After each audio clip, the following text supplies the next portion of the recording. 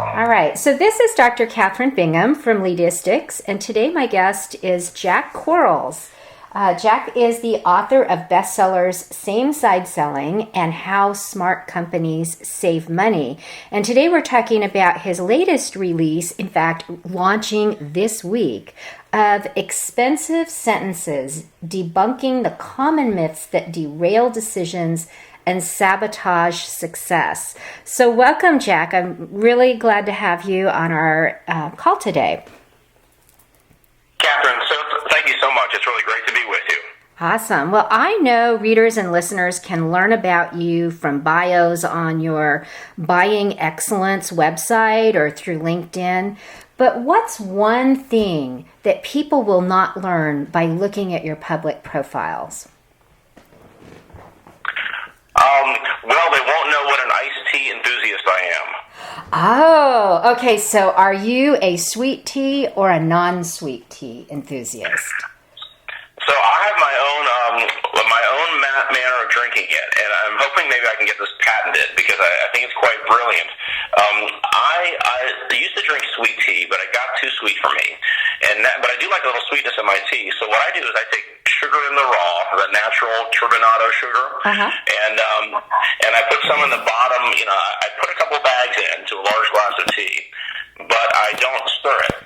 I use a straw, and every once in a while when I want, I get a few little granules of the sugar. I love it. And I think that I could get this endorsed by the American Dental Association because I certainly believe it's much better for my teeth. I don't get that coated feeling on my teeth. But I just like fresh, clean black tea that's well made and with a little flavor in it. I love it. We're pretty big. My son and I love to make different kinds of iced tea, and we do a lot of experimentation. So I always find interesting how people choose to drink their tea. I'm really excited today to talk to you about your new book. And, there's a lot packed in here. One of the things that I found intriguing about how you approached your topic was that this is a book that can be used both by individuals who are looking to integrate better decision making into their professional realm, but you have woven in how to also think through some of the concepts in an individual's personal life. So tell us about what you were thinking when you designed the book itself. In other words, how you outlined and thought through how you would present the key thoughts, and then share what the top things that people need to know about ExpensiveSentences. Well, thank you, Kathryn. That's a great question. And you referred to a couple titles of books I've written before. My background is in expense management and procurement. So I've spent about the last 2 decades helping companies save money in one way or another, looking at their expenses. And that's kind of where I stumbled upon this concept of expensive sentences. Because what would happen is we'd be making a decision in a corporate buying context, and we have a goal that we wanted to achieve, and we have some resources.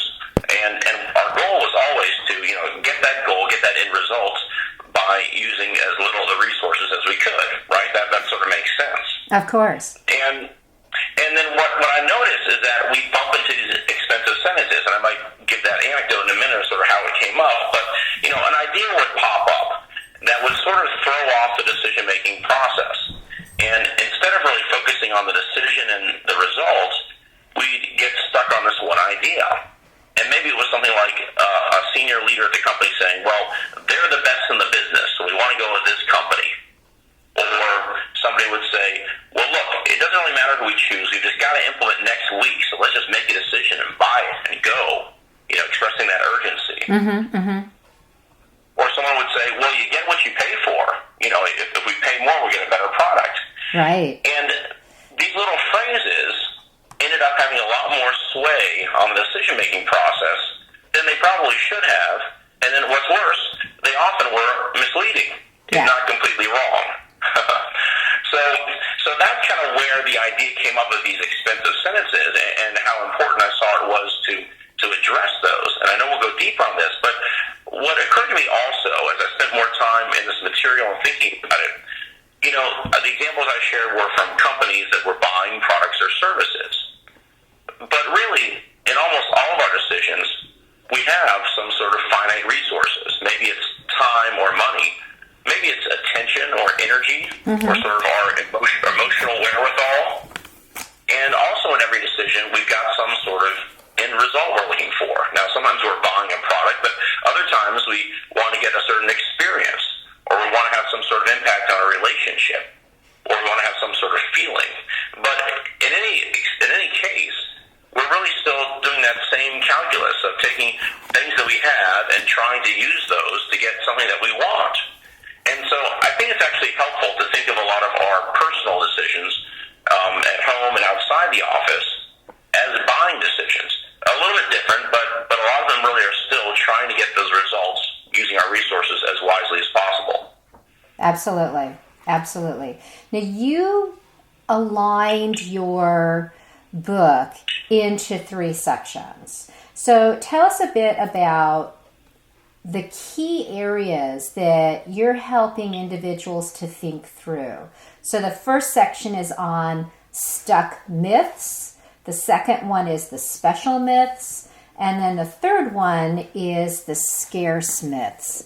How can our listeners and readers think about those 3 areas? And what are some of the critical points of decision making that come up in those 3 areas? Well, that's a great question. So, on the cover of the book, I list a bunch of these expensive sentences like, it's too late to turn back now, or we're too swamped to look at that, or they're the only ones that can do the job.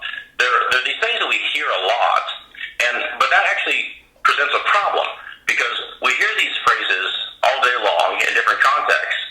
And the other part is there's always some context, some element of truth within these phrases. So it's not that these phrases are just sort of outlandish or silly or completely false. They do have relevance in some situations. So the problem is we need some sort of way to find out when they're being expensive sentences and when they're actually helping us. Mm-hmm. And that's how I came upon those 3 designations that you just mentioned: stuck, special, and scarce. Because I think that of all the impacts that expensive sentences have, you can sort of distill them down to those 3 elements. And I think that's what listeners can really have their radar up for, and I'm hoping that readers will really take away from the book, is being very alert to when you're having a conversation, and it takes a turn, and all of a sudden you realize that you're stuck. Right? You have limited options. You can't change your relationship. You can't get out of a certain deal. You can't improve your circumstances. Your history really determines your future. That's what it means to be stuck. So whenever you see that creeping in, that's a problem. But the hope that I present in the book is that often those are actually false myths that shouldn't constrain us, but you can actually break. Now, and I can talk about the others a little bit. It would mention the stuck, special, and scarce. Special is a really interesting one because we think of special as a good word, and often it is. But when we start making decisions based on factors that are special, or people that are unique and different, or vendors or products that can't easily be replaced, that's when we start making decisions that are not as based on process or procedure or good rationale. They're really kind of working around these special circumstances. Correct. And how about the scarce myths? Well, the scarce myths tell us that there's not enough of something. And it's interesting because scarcity is a foundational principle of economics, and we see it all the time, right? When things are less available, they tend to be more valuable. But the interesting thing is that's not arbitrary, and there's context that's important there. So I can say to you, well, gold is more valuable than wood, but if you're trying to start a fire or if you're trying to build a chair, then gold isn't really that helpful, and you need wood. Exactly. And then it deals with this issue of, well, how much is enough? And what we've seen in our world is that things that were luxuries 10 years ago have now become expected and become necessities. And if we step back for a minute, we realize that not all the things we need do we really need. And so we may be accepting the idea of scarcity and believing that we don't have enough when that's not necessarily true. And I really think there's a particular quote that you have that goes back, and I found it in the first section, and it says, it's helpful to ask whether our beliefs are formed as a result of data or whether data is considered because of beliefs. Now, I have a Six Sigma background in the corporate realm, and so I often, like you, found myself working with individuals who would, make assumptions based on their experiences, based on what was going on, or based on these ideas that you're presenting, where individuals would make assumptions and we would need to lead them through questioning those assumptions. So in your book, you're talking about some of the ways to do this, and what I like is that you share some potential sentences and potential questions that can be asked within each section. So perhaps you can share an example of how you would surface the assumption and then ask a few questions for how to examine whether someone is actually open to the different ideas or whether we're just sort of in this swirl or circle of an assumption that may in fact be false or partially false. Well, so you know this from your Six Sigma background. It really is a challenge to get to real data. And you've probably read some of the books that have been out in the last 15 years about cognitive bias and behavioral economics and the ways that we are thinking that aren't really rational, but the ways that what we're hoping to see really influence what we do see. Mm-hmm. And it turns out that that's not just kind of a human failing or a character weakness. That's how our brains work. And they work that way for a very good reason, but it's really important to understand that so you can work with your brain and not have your brain sort of mislead you into a reality that's not the true reality. Right. So yeah, when it comes to moving somebody off of assumptions that may not be true, or what I would say is just really challenging that gently and sort of coming alongside them and helping them with their assumptions. The model that I use is a simple 3-question model to work with an expensive sentence. And let's say that somebody says, well, they're the best in the business, and so we need to go with them because they have the best quality service and product. Now, maybe that's true, and maybe that's going to be a good decision. But again, maybe they're not necessarily the best in the business. Maybe they were a few years ago, but other developments have happened in the field, and also maybe they're somebody that charges a lot less for a very comparable product that really gets us just as close to our goals as this other team does. So I think to come alongside and challenge that, again, using the why, when, and what if model, I'm going to ask, well, why is that expensive sentence true? When is that expensive sentence true? And then what if it's not true?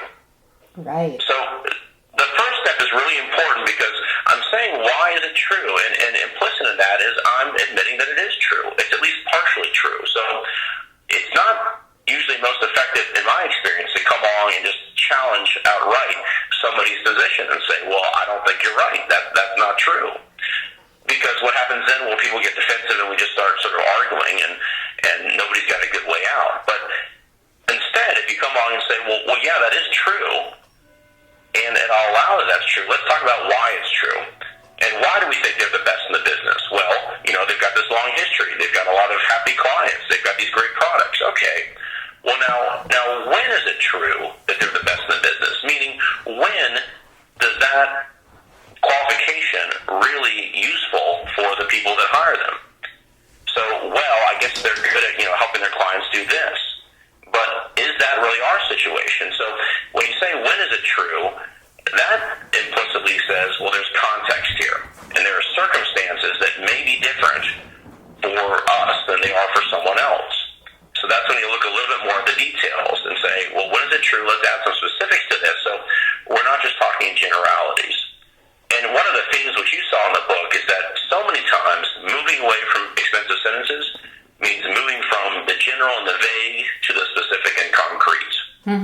That's right.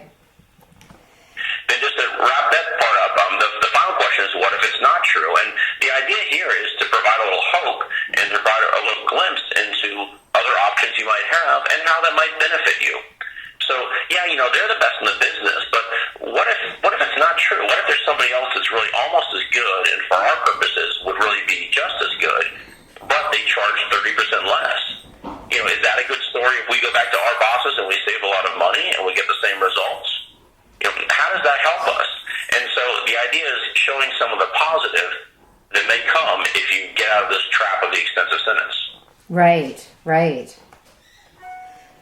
So one of the things that you've already alluded to is that there's some really interesting books out there. And what I think, when I think of the difference between Daniel Kahneman's Thinking Fast and Slow, which I think is an excellent book for people to read to understand how their brain is working, but it is definitely an overwhelming book for a lot of people because, as you point out, I loved how you started your second chapter.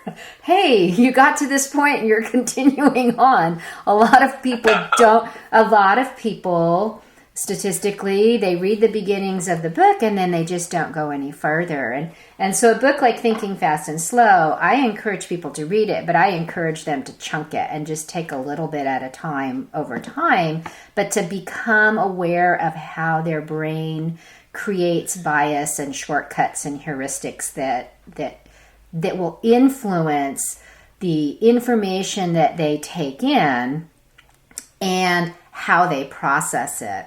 And so what I like about your book is that you're helping people to surface what those potential shortcuts that our brain might rely on, or our processes in an organization might rely on, without losing sight that there might be more information or a different process or set of questions that would let us come to a better conclusion, or to enlarge the set of options that are available to us in order to make the decision that we make. The other thing that I find interesting is the question that we ask. You touched on this lightly, and I come at it from using appreciative inquiry. So appreciative inquiry is all about what questions are we asking? And so oftentimes we look at processes and we look at them from a deficit point of view, what's going wrong, and we're asking questions about what's going wrong. And so the information we're taking in and focusing on is all about the deficit. And when I use appreciative inquiry with individuals, it's pretty enlightening for them to say, well, let's examine what's going right and how do we get more of that.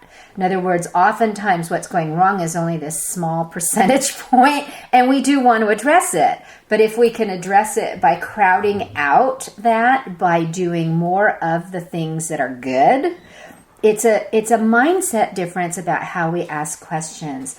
So can you share an example? And because I know that you've done it in your book, what's one that you would love for readers or listeners to think about? Great, I'll do that, and I just love reflecting on a few things you shared in that question. My wife is a practitioner in organization development, and she loves the appreciative inquiry method, so I'll have to connect you guys at some point. You can talk about that, but I think that's a great way to approach things. And someone just yesterday was telling a friend about the book, and it described my book, Expensive Sentences, as Kahneman for Dummies. So I'll take that. I think that's a great way to relate it in a sense, because really we are talking about these biases of the brain and cognitive things and how the brain works, but really we never get very far from the conversation. It's really all about the conversations we're having on a day-to-day basis at home or at work, and how these things crop up just at a very tactical level. So one that I hear a lot is actually the first chapter of the book, and I want to raise because I think it's the one that really can have the most impact. Yes, in business, but even more so for individuals in their lives. And that is, it's too late to turn back now. Yes. And we hear that a lot in one way or another, and that comes up every day, just in the decisions we make. Well, gosh, am I too far into this email I'm writing to sort of scrap it and start from scratch, right? I hate to do that because I've got something built already. Or we have a meeting and a couple people can't make it. Well, do we go ahead with a plan even though we're missing some important people, or do we change our plan? How do we do that? Or maybe it's a business strategy that we're on and we're not getting the results we wanted, so is it time to change? And then, of course, in our personal lives, we deal with this all the time as well.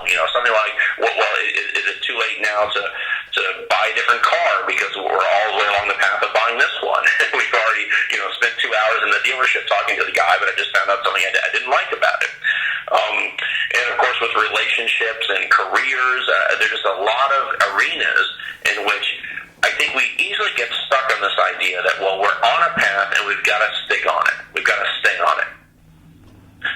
And I think the two economic principles that underlie that, we talk about this in the book, are sunk costs and switching costs. Yes. And those are so important in our lives, but I think they're so widely misunderstood and mishandled by both professionals and amateurs, because sunk costs are what happened yesterday, and they really don't matter. The money we spent yesterday, or the decisions we made yesterday, the time we invested yesterday, doesn't matter in the context of the decisions we're making for the future.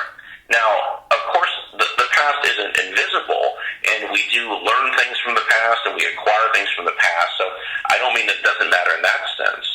But when we're planning the future, we need to try, as I put in the book, to try to separate our sunk costs from our planning as far as the East is from the West, right? We just need to get those things completely apart, because if we don't actively do that in a cognitive and intentional way, I think that most of us tend to greatly underestimate how much we are influenced by the decisions we already made and by the path we're already on. Exactly. So, if we think about expensive sentences, I think that people really would like to be able to get on the path that allows them to make sound decisions. But it's a lot to take in, that there are so many things that can influence or sway us in our decision-making process and in our information gathering processes. So if an individual could only start in one place, where would you suggest that they start? Well, I suggest they start with what I put on the cover of the book, which is a host of about 20 of these different sentences that we say and we hear often. And then the idea is that to simply ask yourself the question, hey, is that an expensive sentence? I said that and it sounded right, and I kind of believe it, and I know it's true in some circumstances, but is it an expensive sentence for me today in this circumstance? Mm-hmm. And as simple as that is, and it's almost cutesy, it's so simple, right, just to call something an expensive sentence. But I think the power there is you're acknowledging that not everything that you say and think is really helpful or useful to you. And even these cliches and bromides that sound quite wise and that are proven, again, in some ways, can really mislead you and take you down the wrong path. And so to be able to back off from that and say, hey, I'm not challenging a person, I'm not challenging even a deep belief, I'm not challenging my own worth or my intelligence. But I'm just saying, hey, that sentence that I just said, did that really help?